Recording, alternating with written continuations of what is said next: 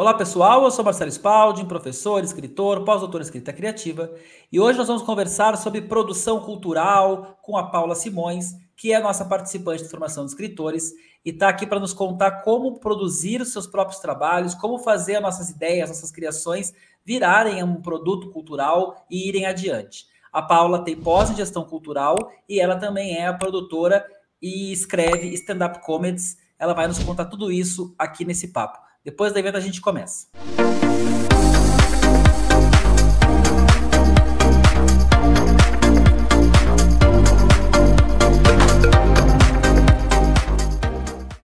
Paula, obrigado por ter nos recebido para o nosso papo aqui sobre gestão cultural. A Paula é jornalista, a Paula é escritora de stand-up comedies, produz stand-up comedies, e ela vai conversar conosco sobre esses trabalhos dela, né, como artista, claro, como escritora, aspirante escritora, está inclusive fazendo aí o nosso curso para se profissionalizar nisso, e também na parte da gestão cultural, que é uma curiosidade de muitos escritores iniciantes e até não iniciantes, de como fazer para viabilizar o nosso trabalho. Paula, vamos começar do básico, né? O que é a função desse produtor cultural para um artista? Obrigada pelo convite, Marcelo.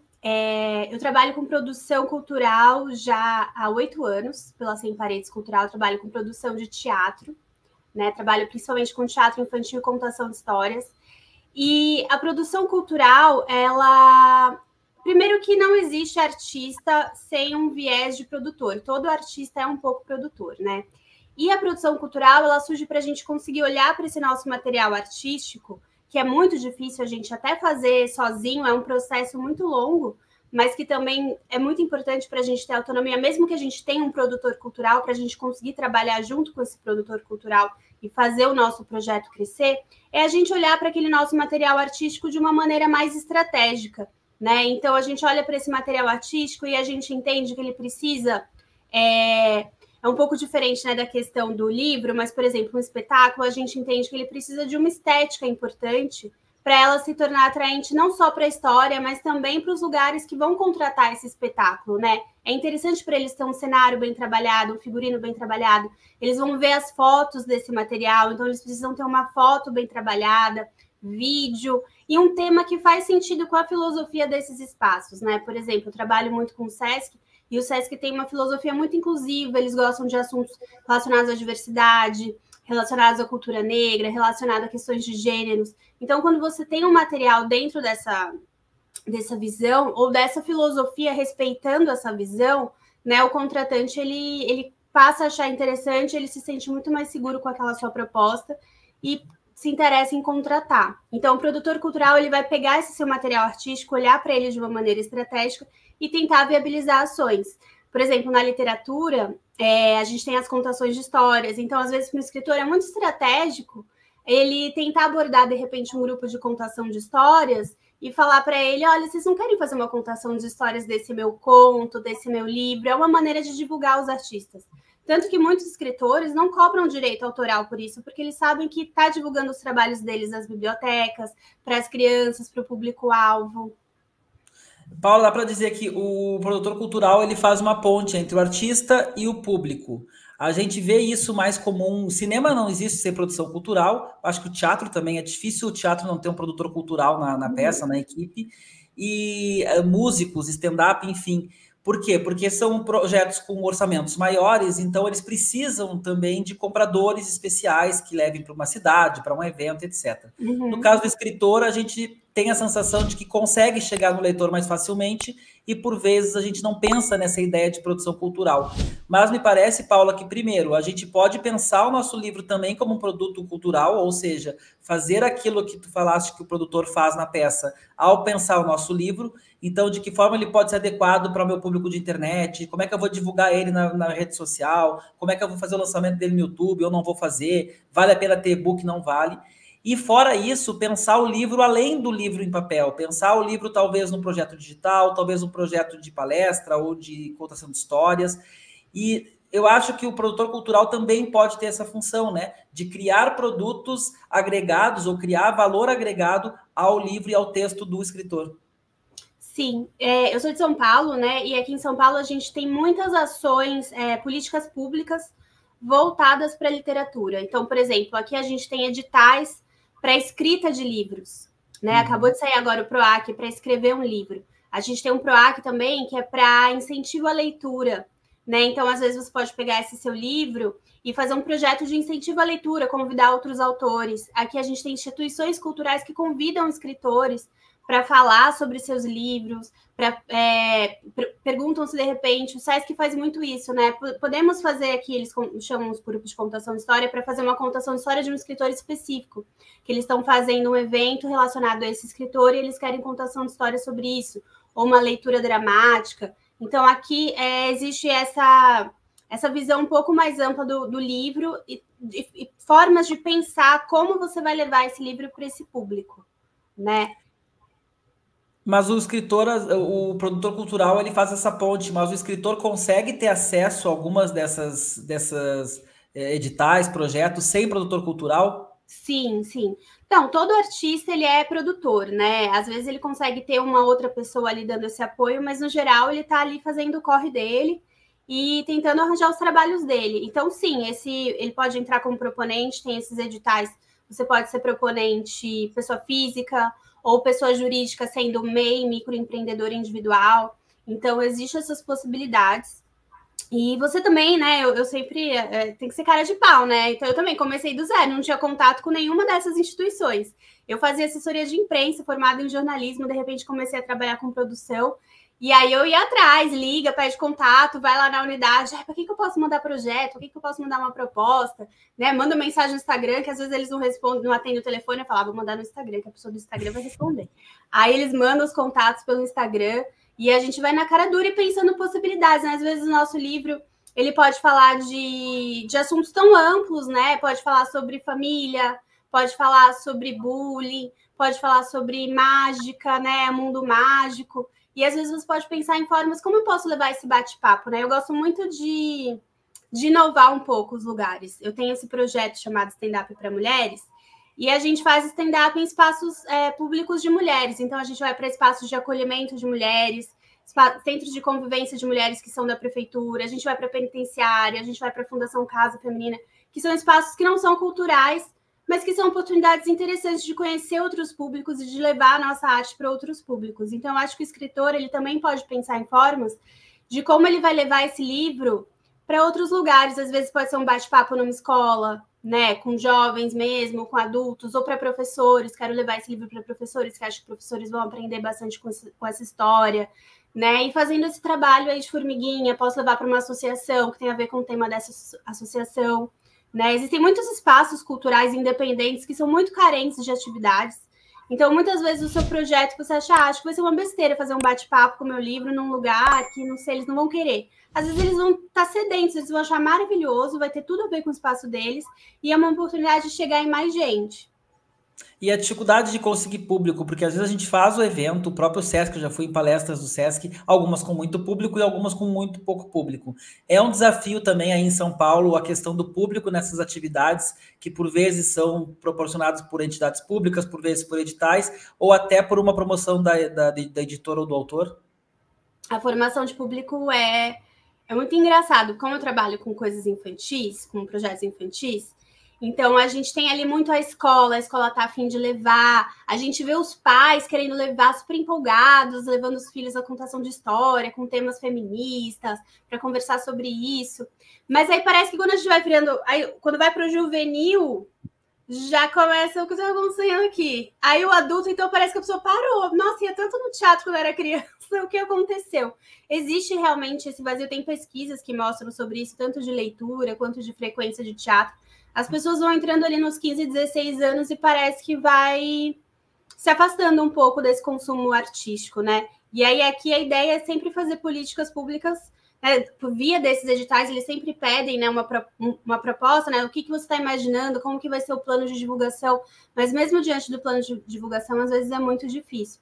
Por isso que às vezes tem uma parceria com espaços, às vezes alternativos, né, associações, instituições, pode ser interessante para você até levar essas pessoas. Não, vou fazer um bate-papo no teatro, por exemplo, mas tem essas associações que eu já sou parceiro e eles vão levar o pessoal lá para assistir, né? Pode ser interessante. Então, parceria, eu acho que ter essa palavra em mente, parceria, e entender que é uma construção de longo prazo, né? é muito importante. Hoje eu fiz uma reunião com o pessoal das penitenciárias, que mudou a administração, e aí, de um projeto que a gente começou já tem 2 anos. Então, assim, de uma relação que já tem 2 anos. Mas aí você vê que hoje as perguntas já são diferentes do que era há 2 anos, porque já me conhece, já sabe o que eu estou propondo, já sabe da minha reputação, que o que eu levo é legal. Então, aí, eu acho que tudo essa construção de parcerias. E às vezes você propor um projeto, um novo projeto, que às vezes a pessoa ainda nem sabe o que é, mas ela confia que você já fez coisas legais, então você vai levar coisas legais com certeza de novo.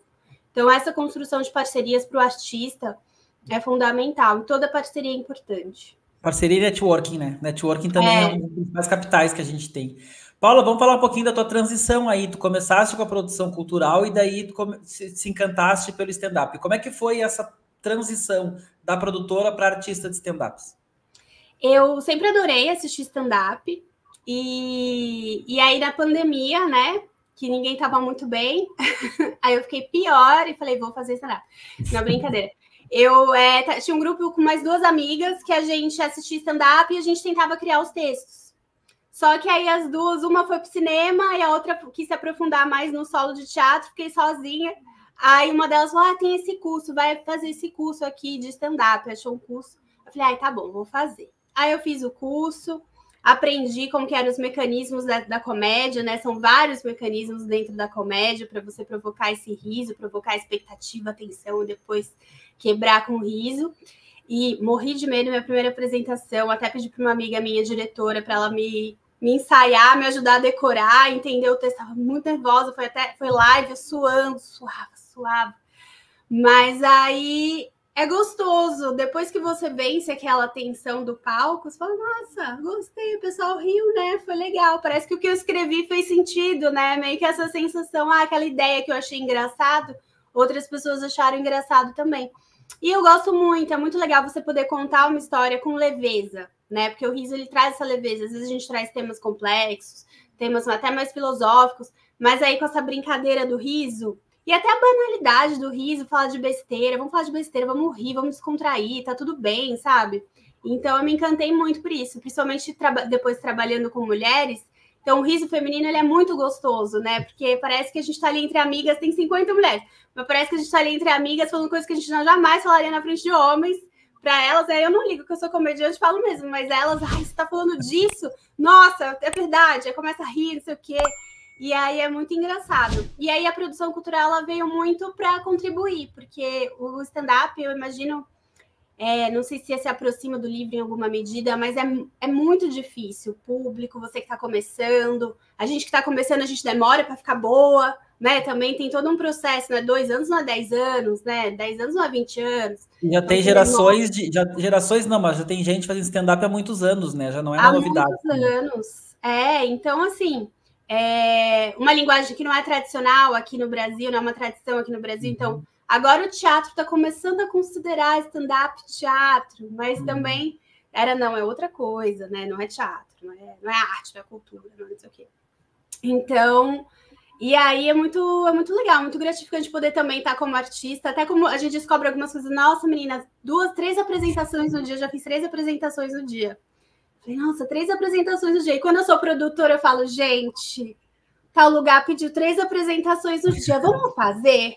Acho que dá, né? Aí você dá conta do que é fazer essas apresentações no dia. Acho que dá. E quando você faz, fala, nossa, não acredito que eu arranjei. Eu fiz essa pessoa fazer 3. É diferente também stand-up tá sozinha no palco, mas... Mas é muito legal poder estar nesse outro lado. E também estou muito ansiosa para poder estar nesse outro lado na parte de escritora também, porque já tem o processo da escrita do stand-up, mas aprofundar ainda mais na escrita, porque a pressão do riso é grande, né? Eu ia perguntar como é que é o texto do teu stand-up. Tu mesmo escreve teu texto, tu adapta texto de alguém, como é que é o texto do teu stand-up? Não, ele é autoral, eu mesmo escrevo. Eu falo sobre o universo feminino. Eu já falei muito mal de homem, né? Porque é prático, mas hoje eu tô com preguiça de falar de homem. Eu tô com tanto preguiça de falar de homem que eu não quero nem falar mal, sabe? Eu quero só não falar e ignorar completamente. Mas eu falo muito sobre sexualidade feminina, falo sobre relacionamento, tem um texto muito engraçado, porque eu falo de boy lixo, eu falo de relacionamento tóxico, eu falo, me apaixonei por um boy lixo. E aí, quando eu falo isso para adolescente, que não costuma ser o público stand-up, mas como a gente vai na Fundação Casa, a gente também vai na escola, aí elas começam, nossa, eu também. Aí eu, nossa, todo mundo aqui, a gente gosta de um boy lixo, né? Então tá. Então eu falo sobre isso, falo sobre... Eu gosto também muito do formato de texto, que é você colocar características humanas em animais. Eu acho a coisa mais fofa e engraçada. Eu tenho um texto sobre barata, que eu adoro. Vai até virar um conto, se prepare. Que eu gosto de falar dessa barata, essa persona dessa barata que tem que mentir, que todo mundo tem nojo, coitada dela. Gente, ela é tão legal. Por que o pessoal brinca com a joaninha, brinca com a borboleta, não brinca com a barata? E eu falo também, mas esse texto ele é bem... Não é para todo público que eu falo, porque não é todo público que entende o lugar que eu tô indo. Porque é um texto bem complexo, que é a História do Olho, né, do Jorge Bataille, que eu li esse livro e eu achei ele, assim, fantástico. É um livro erótico, assim, super denso, super pesado, uma coisa muito louca. E aí eles, né, fazem aquelas descobertas ali, vão numa igreja, então tem toda essa polêmica da questão da igreja, dali eles fazem uma suruba com o padre, não sei o quê. E aí eu achei esse texto tão assustador e surreal que eu achei ele engraçado. Aí eu falei, preciso falar dele, mas meio que relativizando, sabe, essas coisas, umas coisas horríveis, pesadas, e relativizando, não, acho que tá tudo bem, né? Acho que tá tudo bem. Tipo, é um negócio pesadíssimo, assim. E aí é essa expectativa, esse susto da plateia, que é tipo, nossa, falou um negócio super pesado, tá falando que tá tudo bem, e as pessoas acham muito engraçado. Assim. Mas é um texto que é bem... Como ele tem muita informação e ele é muito denso, ele não, por exemplo, não dá para fazer ele num bar. Porque o bar, se o liquidificador liga na hora para fazer lá... Perdeu uma parte dela. Aí lascou. Aí eu também me perco. Aí se eu não faço no tempo também... Aí, porque tem o tempo da atenção, que as pessoas têm que fazer nossa, e aí elas baixam, aí eu retomo. Aí depois elas têm uma reação, daí eu retomo. Aí depois tem um grande alívio, e aí fica tudo bem. Mas se as pessoas, se na hora do grande alívio ligou o liquidificador, já era. Aí ninguém pegou esse final. Sai com uma impressão ruim até, né? O tempo inteiro. Mas eu gosto muito disso do stand-up, dessa tensão. Eu adoro a tensão, deixar tenso, e depois, tá tudo bem, graças a Deus, aliviou. Paula, como tu lida com essa questão da escrita de stand-up, com essa linha tênue entre o humor e a ofensa, que o humor historicamente foi construído também em cima de estereótipo, de minorias, de bullying, enfim. Como autora de stand-up, em algum momento isso te travou, te preocupou, tu acabaste não conseguindo escrever, ou isso para ti sempre foi natural? Não, eu tenho essa questão, até por eu ter esse projeto stand-up para mulheres, a gente atua com um público específico, né? Então precisa ter um cuidado. Então tem até brincadeira, a gente não pode censurar o texto do outro. Eu falo, gente, eu censuro. Se você vai fazer show lá comigo, vai ter que cortar essa parte. Entendeu? Porque essa parte não vai dar. Mas eu acho que tem que tomar cuidado, sim.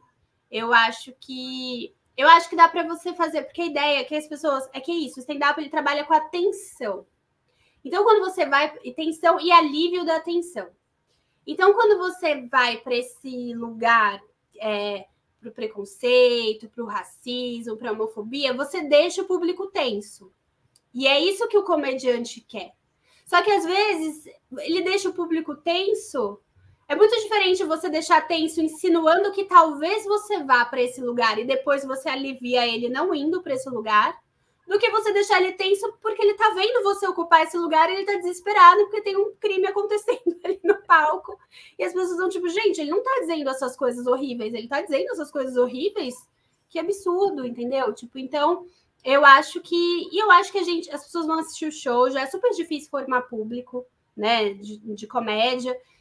Você vai ofender as pessoas, você está fazendo humor para quê, exatamente, né? Para você expressar seu ódio por alguém, ou você está fazendo humor para fazer as pessoas rirem? Você quer fazer as pessoas rirem, se sentirem bem, se sentirem felizes. Então, por que você vai ser assim? E às vezes isso não é triste ver que não é nem uma questão que passa na cabeça da pessoa, porque uma pessoa que fala essas coisas, ela de fato é preconceituosa, de fato ela é racista, de fato ela é homofóbica, talvez ela ache que ela nem está sendo enquanto ela está sendo. Na medida que ela fala, né? Ela acha que até aqui ela pode falar. E o que a gente poderia dizer que hoje uma consultoria aqui com a Paula ao vivo, gente. Ao vivo não, porque a gente está gravando, né? Mas é forma de dizer. Mas, Paula, brincadeiras de sogra, tá valendo? Brincadeiras sobre esposa, sobre marido. Que tipo de brincadeira que tu... Isso é da tua experiência mesmo, né? Que tu sente que tu fez a brincadeira e não foi bem recebido, houve algum tipo de reclamação, houve algum tipo de constrangimento, e brincadeiras que tu percebe que vão bem, porque a gente sabe que no limite tudo pode de alguma forma ofender ou constranger alguém. Então, onde que tu percebe que esse limite dá para ir, esse limite não dá para ir?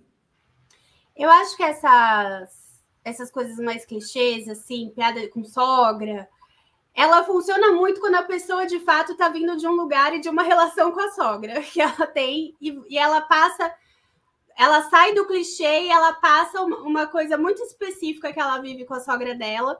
E as pessoas se identificam porque é verdade, eu também. Ou elas sentem empatia com o comediante contando aquela história. Eu acho que é muito engraçado, mas essas coisas... Tem gente que sabe trabalhar muito bem essas coisas. Tem uma menina que ela faz trocadilhos e ela é genial. Ela pensa nos trocadilhos. Você tá conversando com ela normal, ela já pensa no trocadilho. Ela fala, tem esse trocadilho aqui. Aí você fala, gente, eu nem... E é uma coisa que a plateia sempre fica meio tipo, nossa, esse trocadilho, mas eles adoram, mesmo falando nossa, você vê que é muito engraçado. Então, se você sabe ir para esse lugar de falar de sogra, de falar da esposa, a esposa fez as coisas da casa, e você sabe ir para esse lugar de um jeito legal, que você é um marido que está ali dividindo as tarefas, ou que você está até sobrecarregando sua esposa, mas você tem plena consciência sobre isso, dependendo da maneira que você conta, fica engraçado, sabe? Não é uma questão. Eu acho que pior do que essa pessoa que conta essa piada é uma pessoa que faz um show de elenco só com homem e não chama uma mulher, sabe? É uma pessoa que faz comentário na internet, comediante, faz página na internet criticando comediante mulher. Ou até eu já fiz show uma vez, o cara cumprimentou todos os meninos do elenco e pulou. Eu falei, mas gente, ele não me viu? Eu tava no palco. Ele me pulou. Eu acho que isso é pior. Mas assim, e muito vai de público. A gente vive... É muito isso. A gente tem uma bolha. Eu tenho uma bolha classe média, branca, universitária.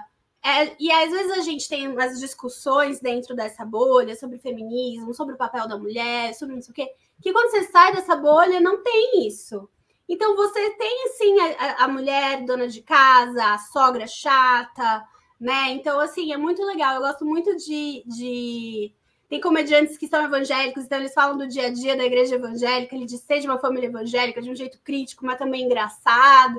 Então, que é fora da bolha, que você entra na bolha e fala, nossa, tá falando da igreja, nossa, que igreja é errado, igreja não pode. E a autorreferência ou a autodepreciação, ela é mais bem vista do que quando, sei lá, se eu sou uma pessoa gordinha, eu posso fazer brincadeiras com o fato de eu ser gordinho, talvez sem ofender as pessoas que são gordinhas? Sim, também é uma linha muito tênue, né? Eu acho que é muito, às vezes... Mas é isso, você vai sentir do público, né? Você vai sentir muito... Por isso que eu acho até ter cuidado com postar vídeo, né? O pessoal adora postar vídeo, porque às vezes você ainda nem trabalhou aquele texto ainda... Então, às vezes, você não percebeu ainda possíveis ofensas, ou até como você pode estar se sentindo mal fazendo esse texto, se zoando, né? Porque uma coisa é você se zoar por ser gordinho, se humilhar por ser gordinho, outra coisa é você falar da sua vida de gordinho. Tudo bem, você é gordinha, você passa por situações, as pessoas olham diferente, é difícil achar roupa, e é interessante falar sobre essa realidade, né? Mas não é interessante você falar... se humilhar. Mas, às vezes, o comediante, daquele momento, ele precisa daquilo, daquela autodepreciação naquele momento. E depois aquele texto vai evoluindo por outra coisa. Por isso que, às vezes, eu acho que tem que tomar cuidado para não já postar o vídeo. Entendeu? Já posto o vídeo, deixar o texto amadurecer, né? E tem uma coisa também dessa autorreferência, é aquela frase, né? Eu posso falar mal da minha família, mas ninguém fora pode falar mal da minha família. Eu posso falar mal do meu time, mas eu não gosto quando alguém fala mal do meu time. Então, se eu fizer algum tipo de piada ou crítica ao Rio Grande do Sul, aos gaúchos, vai ser lida de uma forma. Se a Paula lá de São Paulo fala mal dos gaúchos, vai ser lido como de outra forma, com pretensão, como coisa assim. Então, acho que isso ajuda na autorreferência. A gente está trazendo até algumas dicas aqui para quem quer escrever texto de comédia, né? Ou textos de ficção que vão lidar com esse tipo de assunto. Paula, para a gente fechar, Então, a produção cultural, na tua opinião, te ajudou a despertar o lado artista, porque talvez tu tenha visto viabilidade para um artista chegar no público a partir da produção cultural, ou tu acha que as duas coisas não têm relação uma com a outra? Não, eu acho que a produção cultural, ela não despertou o meu lado artista, mas o meu lado artista, ele se beneficia do meu lado de produção cultural. E eu acho que o fato de eu estar com outros artistas me inspirou profundamente, principalmente nessas últimas discussões que a gente fez, dessa questão de tema. Para mim, né, vindo do teatro, da contação de história, da literatura, isso são temas que já meio que já foram falados. Não, esses assuntos não fazem sentido, ofender as pessoas não faz sentido, isso é racismo, isso é homofobia, isso já está falado. Então, de repente, para o stand-up foi tipo, nossa, aqui ninguém está falando disso, até tem algumas pessoas falando disso, mas não é tão disseminado. E aí você fica, nossa, gente, que susto, o que está acontecendo aqui? No mínimo é anacrônico, né? No mínimo a pessoa paga de anacrônico. Porque são bolhas diferentes. E eu acho que a riqueza do stand-up também é que é uma bolha. O legal do stand-up, que eu acho muito legal, é que não é. Tem as pessoas que vieram da formação do teatro, mas tem pessoas que vieram de outras formações, tem pessoas que vieram de formações da vida, né? Então tem. Porque é uma forma muito mais, digamos, simples do que uma montagem de teatro, cenário, encenação, não sei o quê. Né? É a habilidade ali de contar a história, né? Então, por exemplo, eu sempre falo que... Ai, gente, eu adoro comediante baiano, porque qualquer coisa que baiano conta é muito engraçado, porque eles têm um jeito de contar, eles têm um carisma para contar. Né? É uma energia, uma presença de palco, que às vezes não precisa nem ter aquela formulinha da piada, né? Que tem a fórmula setup e punch. Setup e punch não precisa, só a narração já é muito divertida, já é uma história muito divertida. Será que tem stand-up em alemão para fazer a brincadeira oposta? Oi? E será que tem stand-up em alemão para fazer brincadeira oposta? Ai, o alemão deve ser super rígido, né? Deve ter, né? Deve ter. Eu nunca vi em alemão, né? Vou pesquisar uns comediantes. Pesquisa, porque isso também rende um quadro para ti de stand-up. Rende um quadro, é verdade. Mas Paula, o stand-up é rico por causa disso, por essa diversidade de pessoas, essa diversidade de histórias, de lugares de falas diferentes. E isso é muito legal, isso eu acho que é muito rico do stand-up. Mas é isso, também acaba não tendo aquela discussão universitária, digamos, de lugar de fala, do politicamente correto, mas, por outro lado, você tem outras riquezas de histórias e de vivências, assim, que são muito interessantes. Maravilha. Paula, dá o teu contato para alguém que quiser. Não sei se tu tem recebido autores ou produtor, ou artistas que queiram produção cultural, se tu está com esse espaço na tua agenda, se está com esse trabalho, mas passa teu contato aí para o pessoal. O meu contato meu Instagram é Paula T, de Tereza Simões, e a minha produtora é a Sem Paredes Cultural. Então, eu não tô pegando novos projetos, porque eu já tô bem atolada, mas, gente, pode me mandar mensagem para conversar, marcar reunião para conversar, trocar ideia, porque até para mim eu vou aprendendo, entendendo outras demandas, principalmente dessa área literária, e eu tenho todo esse conhecimento da parte de contação de história, mediação de leitura, de produção cultural, então vai ser um prazer conversar e trocar sobre isso. Maravilha. Paula T. Simões, isso? Isso. @Paula T. Simões. Obrigado, Paula. Depois a gente coloca na descrição também do vídeo ali o teu contato. Obrigado, gente. A gente volta então até o próximo vídeo. Não deixem claro de curtir nosso vídeo, viu, Paulo? Eu esqueci de pedir isso antes. Ó. Tem que curtir o nosso vídeo, deixar os comentários, a gente responde pessoalmente aí. Se algum comentário for para a Paula, depois mando para ela também, para ela responder. E, claro, se inscrever no canal e mandar esse vídeo, compartilhar o canal para pessoas que vocês conhecem, gostam de ler e gostam de escrever. Obrigado, Paula. Obrigada, Marcelo.